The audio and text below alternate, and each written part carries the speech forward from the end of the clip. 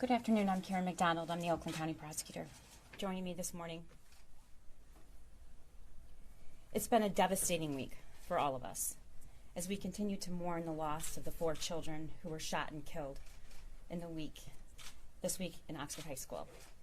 We've heard some positive news that some of those injured in Tuesday's shooting have made some progress recovering from their physical injuries. While the physical wounds of the victims are starting to heal, the emotional wounds to the victims, students, and the entire community will last for years. I continue to work with Oakland County Sheriff Mike Bouchard and his team to stay close to the facts and evidence of this case as it continues to evolve.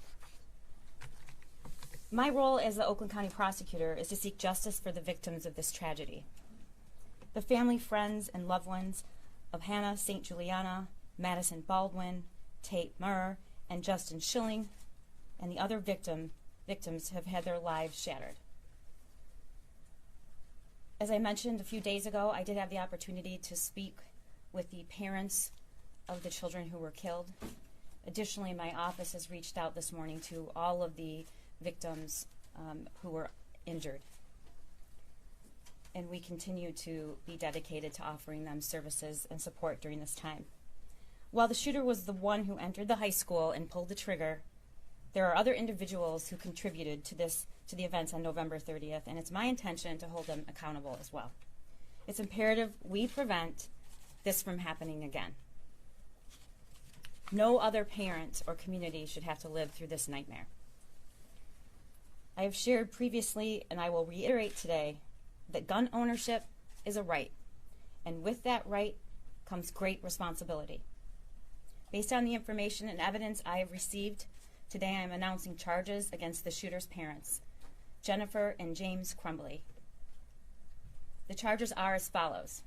James Crumbly is charged with 4 counts of involuntary manslaughter. Jennifer Crumbly is also charged with 4 counts of involuntary manslaughter. I will now publish the details that led to that decision and have already previously been made public, which allows me to comment on them in a swear-to that has just taken place in the district court by Detective Tim Willis.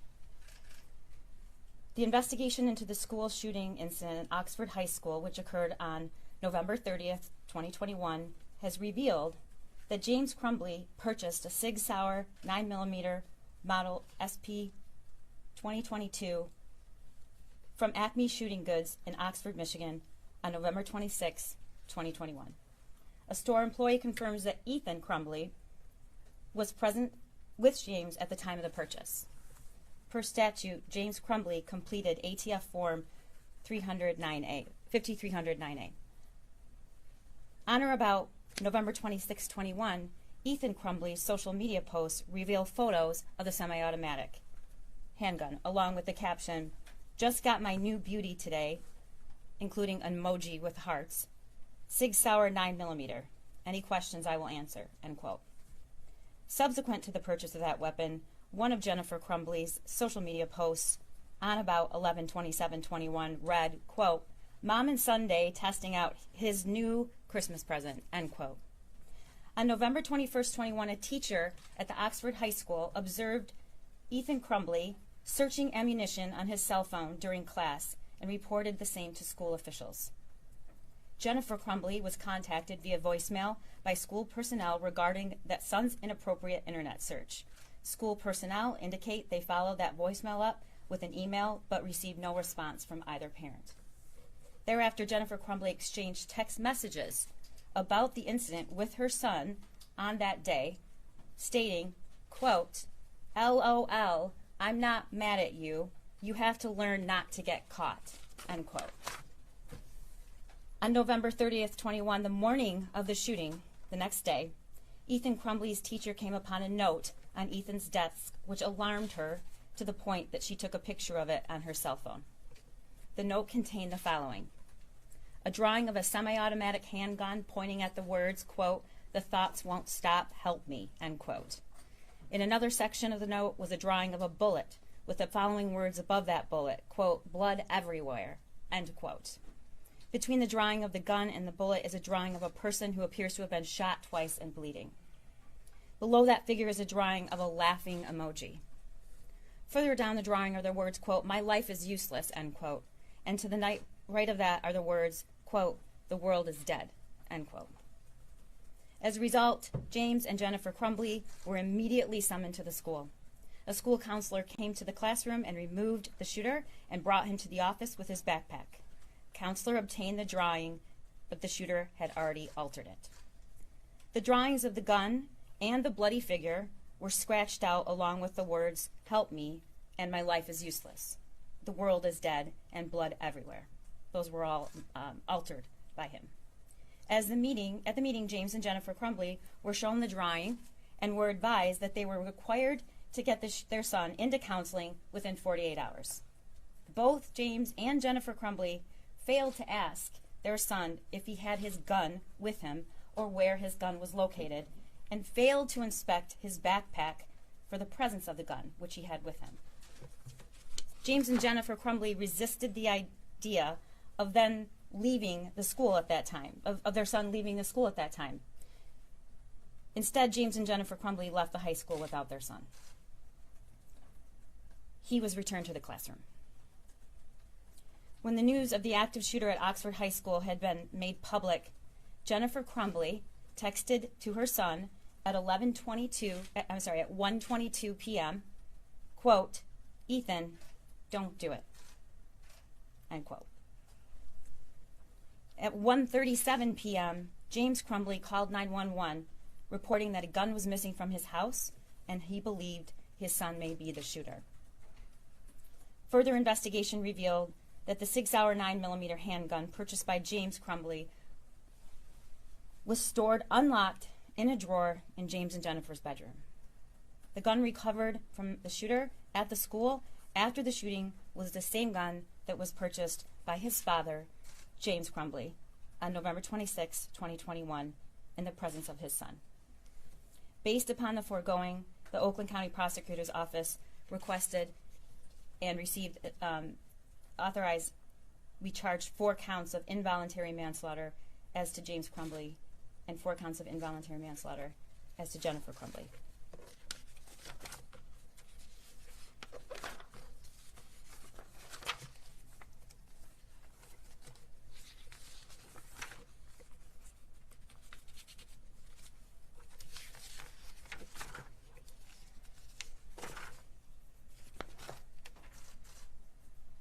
I want to be really clear that these charges are intended to hold the individuals who contributed to this tragedy accountable and also send a message that gun owners have a responsibility. When they fail to uphold that responsibility, there are serious and criminal consequences. As we work together to honor the lives lost and all of those impacted by the evil acts this week, justice for the victims and their families is at the forefront of today's announcement. We need to do better in this country. We need to say enough is enough. For our kids, our teachers, parents, for all of us in this community and the communities across this nation. Happy to take questions now. Last night, the superintendent One moment. Go ahead, Mr. Scott. Last night, the superintendent posted a video and suggested that as a result of that meeting, they saw no reason to contact law enforcement if there was no danger. Have you seen his video that was posted to YouTube last night? And is there any thought you can share on that based on what you said today? I viewed portions of it and was briefed on the contents of the video. Were there any missteps by the school? Should they have reported right away to law enforcement after seeing those images? Any individual who had the opportunity to stop this tragedy should have done so. The question is, what did they know, and when did they know it? I've laid out the facts that were sworn to this afternoon and are the basis for the charges here. Did you have a question? Yes. You said, we need to do better. There needs to be change to prevent tragedies like this. It's extremely rare for parents to be charged in school shootings. Are you trying to set a new standard, or is the evidence simply overwhelming in this case? I have tremendous compassion and empathy for parents who have children who are struggling and at risk for whatever reason. And I am by no means saying that an active shooter situation should always result in a criminal prosecution against parents. But the facts of this case are so egregious. Reading this document, looking at it, reading the words, "help me," with a gun, blood everywhere, this doesn't just impact me as a prosecutor and a lawyer, it impacts me as a mother. The notion that a parent could read those words and also know that their son had access to a deadly weapon that they gave him is unconscionable, and I think it's criminal. It is criminal. Do the parents act as straw buyers for their son who was underage and not allowed to own a firearm in Michigan? I believe that the facts probably indicate that that's the result, but that would be a federal charge, and if that's appropriate to make that, I'm confident that they will. Question? What level of responsibility do you expect from parents in a situation like this?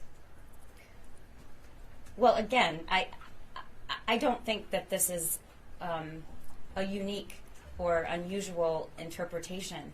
When you give your child access to a deadly weapon, when you indicate that you're buying a weapon and you sign that it's for yourself, yet clearly based on the statements of the shooter, the statements of mom, that was his gun.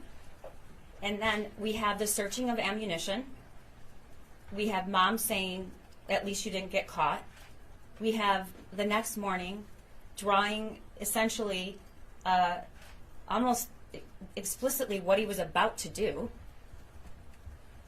I expect parents and everyone to have humanity and to step in and stop a potential tragedy. Are they in custody already? I'm not going to make a comment on that. Do you know more detail on the meeting between the parents and the school? You said they're resistant to having their son pulled out of class that day. Hours later, he went on to do the shooting, and there was no communication from the parents that he may have access to a handgun or maybe in possession of a handgun after they had been, publicly on social media. I can confirm what I just stated, which is that they did not indicate to school officials or to their son and inquire about the whereabouts of the gun or the existence of the gun, to my knowledge. But the school pushed to have him removed, and they were Can you give us more detail on that? I'm not aware. I can't comment on it this time. He was not removed from the school. He was returned back to class with his backpack, where we have reason to believe the gun was stored in the backpack. Did you have a question right here? Yeah. Did school officials ask to inspect the backpack or ask questions about whether the shooter had a weapon with him?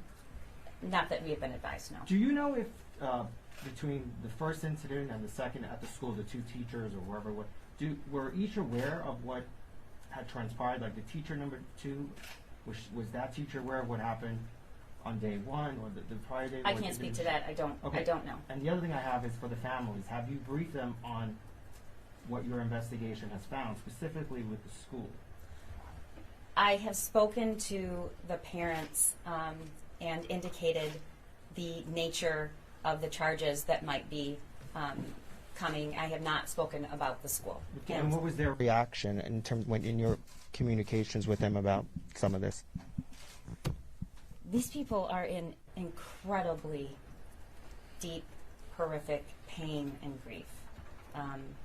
Their reaction is as you expect. They will want anyone who had the opportunity to stop this from happening to have done it. Will the parents be arrested today, or will they be allowed to turn themselves in? I can't comment on that. Is the process looking at anybody else for charges, maybe school officials? The investigation is ongoing. Does the school have any reason to believe, or the teachers have any reason to believe that he had a weapon on him that day? I've stated what was known to the individuals, what the search indicated in ammunition, what the document, I stated every single sentence that was on that document. So I suppose you should draw your own conclusion. The conclusion I draw is that there was absolute reason to believe this individual was dangerous and disturbed, and I'll leave it at that. Is the school district fully cooperating with the investigation at this point? I haven't conducted the investigation, so I can't say. Prior to the shooting, did the district superintendent's office know about the issues that happened in the high school? Did it stay in the high school, or did someone in the high school actually go to the superintendent's office or the administration and say, this is what we have going on? I don't have any information about that at this time. Hindsight being what it is, how was this young man allowed to go back to class, given the circumstances you've described, the severity you're talking about? You mentioned it's still under investigation, and they're victims too. I'm not trying to assess blame, but yet they let him back in class with this type of severity. How does that happen?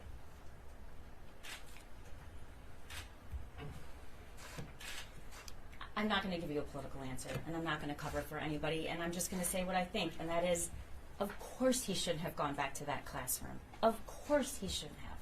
And I don't have ill feelings or negative feelings about anyone, and but of course he should have. He should not have been allowed to go back to that class. And I believe that that is a universal position. And I'm not going to chastise or attack, but yeah, I mean, it. But you have the task of reviewing whether there's criminal negligence. I do. And then the investigation is ongoing. Were these involuntary manslaughter charges the strongest possible charges you were considering for the parents? It's the strongest possible charge that we could prove, and that there's probable cause to charge. So obviously it's illegal for a minor to own a handgun. What are Michigan's laws regarding bringing a child to a firing range and practicing with them? States have different rules on that. I'm not sure where we're at. Good question. Michigan's laws are woefully inadequate. We don't have a safe storage law. We're not legally required to store your weapon in a safe manner. Children are allowed to attend with their parents so long as their parent is present. So the answer to that question is we don't have strong enough laws. Have you uncovered any evidence from before the gun purchase and the days leading up to this that shows what his state of mind was, were the parents aware what his state of mind was leading up to the day of the shooting? There's evidence about state of mind prior to that day. I can't comment on it, and it is not related to the allegations that we're making at this time. Yes. Were any of the teachers injured in the shooting one of the teachers who made any of the complaints? I don't believe so, but I can't say that for certain. Prosecutor, how long was the plot? You described it as premeditated. How long had it been meditated?